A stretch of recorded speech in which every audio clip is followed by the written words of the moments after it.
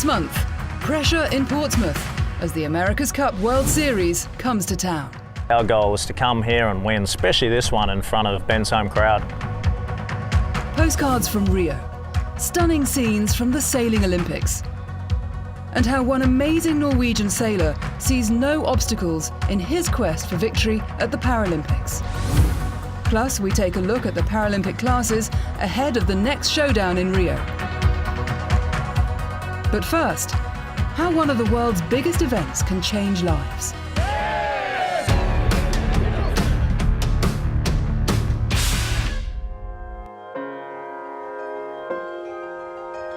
Cows Week is no ordinary sporting event.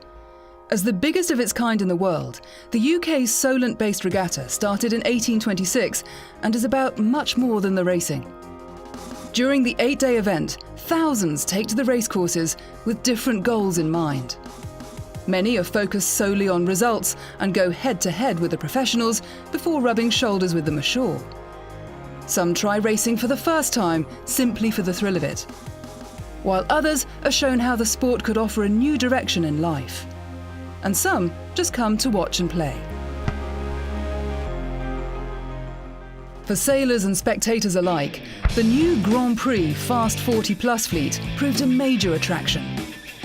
Custom-built carbon machines with price tags to match, this new breed of high-performance 40-foot racers was the talk of the town.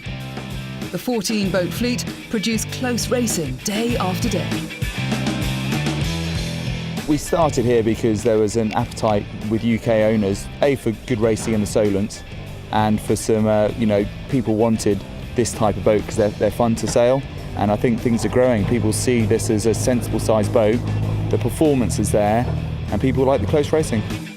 Racing went down to the wire with a 3-boat shootout on the final day. A battle that saw Peter Morton's Girls on Film take the class trophy by just 2 points. Custom-built rocket ships will always attract the top sailors, but for many of the 8,000 competitors, building a crew is one of the toughest tasks. So for one Belgian husband and wife team, growing their own was the solution. I'm Wouter Borges. If you start from the right end, we've got my wife Leen Ronson. Leen reels in the Genoa, so by the end of the day we are a bit tired and knackered. Quentin is helming. We've got Lucas doing the pit. Lieselotte is doing the foredeck, she's the number 1. Hannelien and Sander are both Genoa 2. So they help she's doing the spinnaker lift sheet, while I'm doing the lee sheet. And Sander is doing mainly loosening up in the tacks, the downward sheet of the Genoa. From the moment they were born, they went with us. Like this daughter, she was 3 days old when she crossed the channel to participate in the Cows Week. So they always have been with us together on the racing, and now when they are old enough, they just started to help, and we saw that they really can do, and they have a feeling, a natural feeling, because they are doing it all their life. They have a natural feeling, and it's going really well. Quinten Borges is just 12 and the eldest of the junior crew.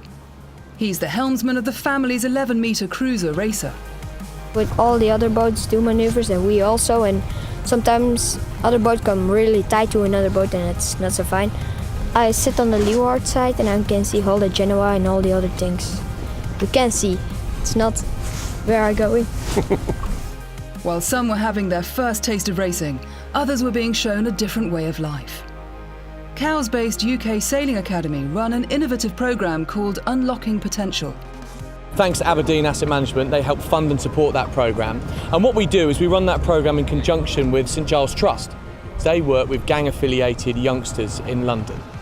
We are just introducing them to a new way of life, new thinking, getting them some qualifications, and for most of these young guys, they have never even been out the borough they were born in.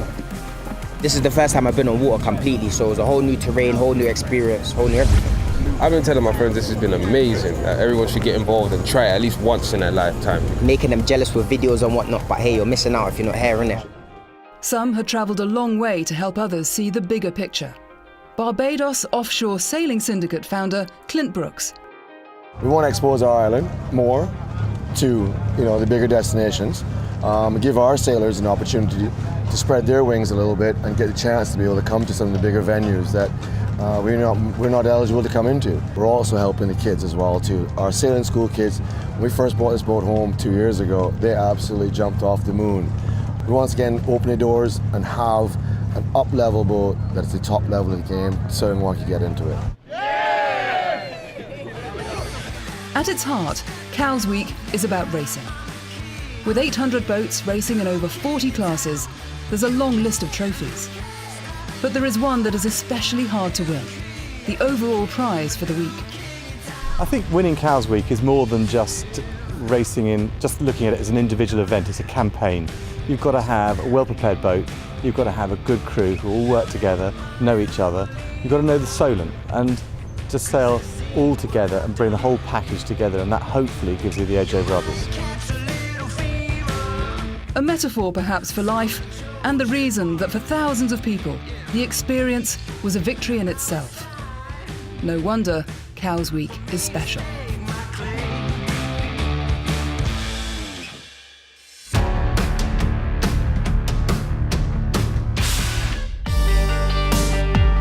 The battle in Bermuda to win the oldest trophy in international sport may still be 10 months away, but you could feel the pressure in Portsmouth when the America's Cup came to town. First, there was the pressure of expectation on Sir Ben Ainsley's home team. Repeating last year's victory to win the Portsmouth leg of the America's Cup World Series was their goal. Then there was the pressure for Cup holders Oracle to break their duck and deliver their first World Series win. Every single team that goes to a World Series, their goal is to win. Man, that's exactly our goal, is to come here and win, especially this one in front of Ben's home crowd. We're under no false illusions, it's going to be very, very tough. There was pressure from the crowds. Over 4 days, more than 130,000 spectators would descend on Portsmouth. And there was peer pressure too, as firm friends ashore became fierce rivals afloat. Team members 3 years ago at Oracle Team USA, Ben Ainsley had Spithill in his sights, but victory was all either could see. Yeah, I mean, Jimmy and I have always had a really good relationship. We first met way back in, I think, 2001 or something like that. We came back together many years later with the Oracle team, and I think there's a lot of healthy respect there. I think we're very different people, but actually, the opposites attract to a certain extent. But for one thing's for sure, when we're both out in the water, we want to win and beat each other, and that's great. That's what you want in sport. You want those rivalries. Adversaries afloat. Artemis's team manager and tactician, Ian Percy, is also one of Ainsley's oldest friends. Our relationship with Ben is, in the friendship terms, is as good as ever.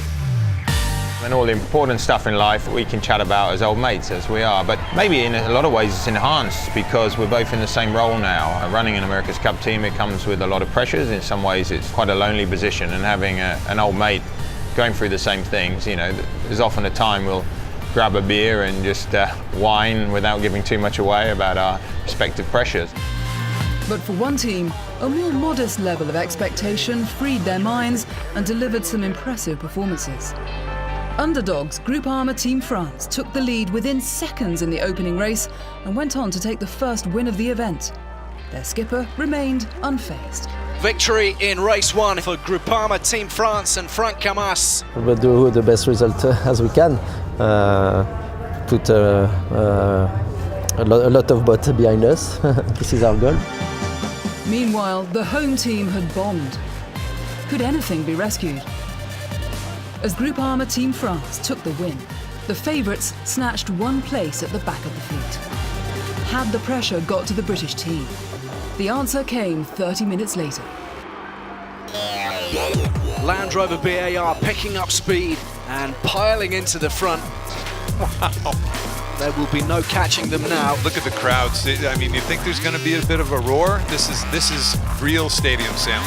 Time to celebrate in the sunshine for the British sailing fans here. Pressure is what Ainsley thrives on, and comebacks are what he delivers. Race 3 produced another victory. 2 victories in the day then for Land Rover BAR and Ben Ainsley. Yet some of the skippers were far from surprised at the home team's performance. It would be amazing to me if he doesn't come out on top, frankly, this weekend. But that doesn't excuse performances from guys like ourselves and some of the other top teams that didn't do well today. Yeah, pretty tough day for everyone. A lot of position changes, you know, you could be first, last in an instant, so, you know, not too bad a day for us. We were sailing about a lot better than yesterday. The pressure in Portsmouth was taking its toll. Day 2 saw the weather change gear, and with it the performance of the big guns. More breeze and more speed meant flying cats. Such an exhilarating sight to see these boats up on the foils. One team was leading again. Absolutely steaming away to the finish line. Land Rover BAR. By now, Oracle had ironed out their issues. Having found a new momentum, Spithill was on a roll at a crucial time. One in the eye for the British crew, and it's come from perhaps their chief rival. A win in the penultimate race brought them back into the frame. Oracle pulled the trigger better than anybody else in that start. Oracle nailed the time. Event victory hung on the last race. Oracle Team USA streaking ahead. Spithill's crew took an early lead and surged ahead. 6 races had created a new pecking order. These two were clearly the class acts. As Spithill led, Ainsley refused to drop off the pace. He knew that finishing second would give them overall victory, albeit by just 1 point. It is Oracle Team USA who win the race, but it will mean victory in the regatta here in Portsmouth. Back-to-back wins for the British boat. And as they crossed the line, the pressure was released. Portsmouth had delivered, and so had the home team. And a new pecking order was starting to appear.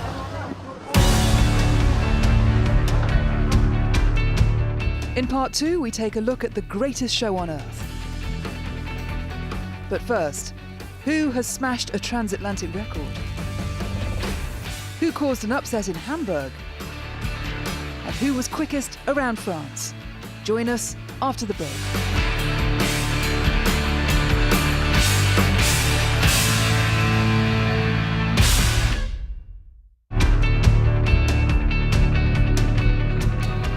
Jim Clark and Kirsty Hinz-Clark's Comanche slashed more than a day off the west to east transatlantic record. The 100-foot Super Maxi completed the 2,880-mile trip in 5 days, 14 hours, 21 minutes and 25 seconds at an average speed of 21.44 knots. Team Alinghi did all they could to upset the Extreme Sailing Series rankings by coming within 1 point of beating the favourites Oman Air in Hamburg. The final race went down to the wire, but Oman Air skipper Morgan Larsen held his nerve to pip the Swiss to the post. Next stop is Russia for Act 5. As 198 cyclists took part in the famous Tour de France, 24 sailing teams charged around the French coastline in the Tour de France à la voile. By the end of the 9-stage race, it was Team Larina Limonade Golfe du Morbihan that took the overall victory.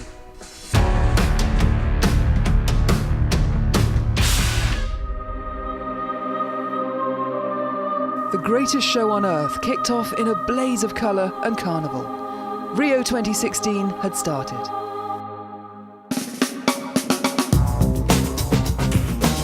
From flat calms to squalls and mountainous seas, tricky tides and taxing wind shifts, the new Olympic sailing venue threw the form guide out of the window.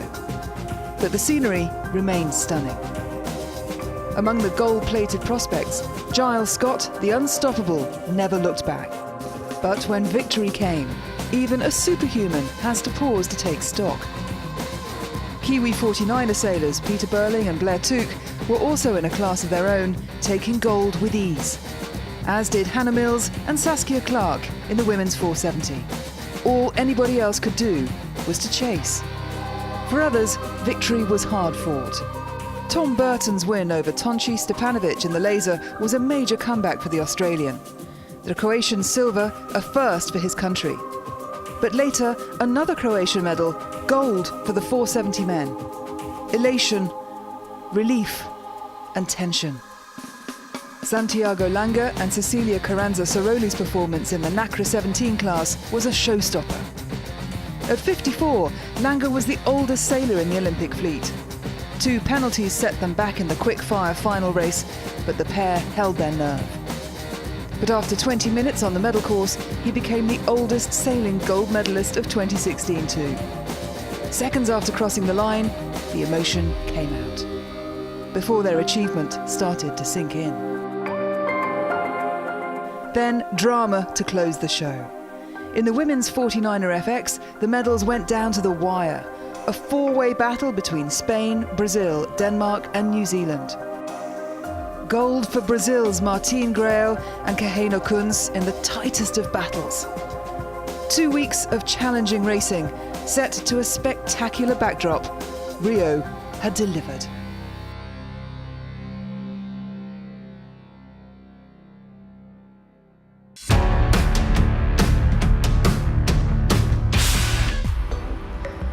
In 116 years, Norway has won 32 medals in Olympic and Paralympic sailing, 17 of them gold. This year in Rio, one man is determined to add another to this list, and he sees no reason why not. My name is Bjørnar Erikstad. I'm from Norway and I sail the 2.4. All my control lines are around me and I steer with my feet. I pull all the lines with my teeth. In September, Erikstad will be representing Norway at the Paralympic Games in the 2.4 metre class. Rio will be his 4th consecutive Paralympics. I've grown up in Tønsberg on an island 10 meters from the sea. And my dad, he sailed when he was young, and he said that all his children had to try to sail. I enjoyed it. So, as you can see, I'm born with short arms. It's called TAR syndrome.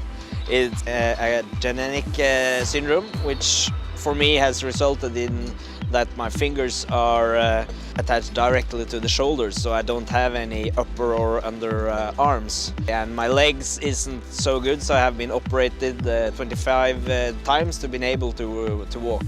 My disability, I think, hasn't affected me really much. Of course, I'm born the way I am, and of course I can't hide that. But I have never thought that I wanted to be born with longer arms or with perfect legs, because I have been able to live this life if I haven't been disabled. And yeah, I can travel around, go to Melbourne, go to Rio. Now it hasn't affected my life, and I've been fortunate. My family has been supporting. They have never given me false dreams. They have always said that if you really want to achieve something, you have to fight for it. And I've always said that it's up to you. When I learned that, that was a really good gift.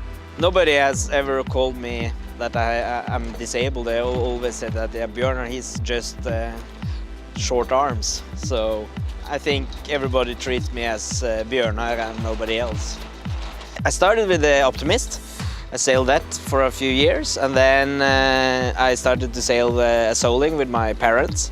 And after that I've sailed a lot of big boats, and of course then at the age of 15 I was introduced to the 2.4 and have sailed that since.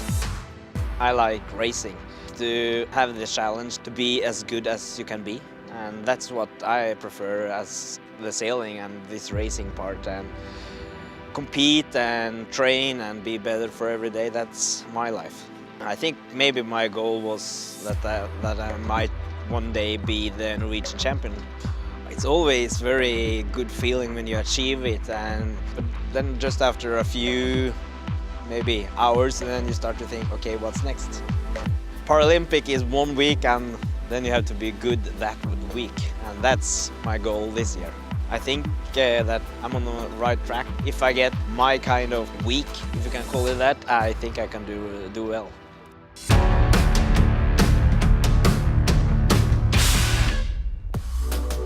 Three designs for 3 different crew configurations. The Paralympic fleet is as diverse as it is competitive. Massimo Diga is the Para World Sailing Manager and knows each class inside out. 2.4 is the premier class of Paralympic sailing, 1,000 sailors around the world. It's a strictly one design boat, and it's a very technical boat. A key feature of the 2.4 is that it is sailed by both able-bodied and disabled sailors at all levels, from club racing to world championships. It's not really physical, you don't have to hide, and it's very tactical, but you don't have to use your body to control the boat. But the 2.4 is well known for something else too. It's a really wet boat. Some sailors call it a little submarine because you have a lot of waves that pass through you. But it's part of the fun of this boat. When it comes to the favourites for the podium, there's plenty of experience to draw on. The best sailor now are Heiko Kröger, Elena Lucas and Damien Seguin. These three sailors are the sailor to watch. And now we have Matt Bag, who is doing big steps in the last years. Inspired by the Olympic 49er, the two-person Scud is the newest boat in the Paralympic fleet.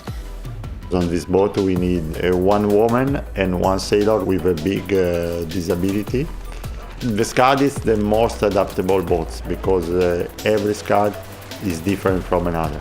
Every sailor brings an adaptation. Every sailor has probably a tilting seat and has a lot of controls. Key people are the Australian team and the GBR team. Last year we had a big surprise of the Poland crew who won the Para World Sailing Championship. So they could be a big surprise in the next Paralympic. The Sonar is the biggest boat in the Paralympic fleet and has a three-person crew. It's more physical than the other classes, and the wind limit is about 25 knots. When it comes to the favourites for a medal, the choice is far from easy. The fleet is a really close fleet also here. We have big stars, we have a GBR crew, we have a USA crew, we have a German crew, and other two strong crew are Australia and Norway. So we have a lot of strong competitors.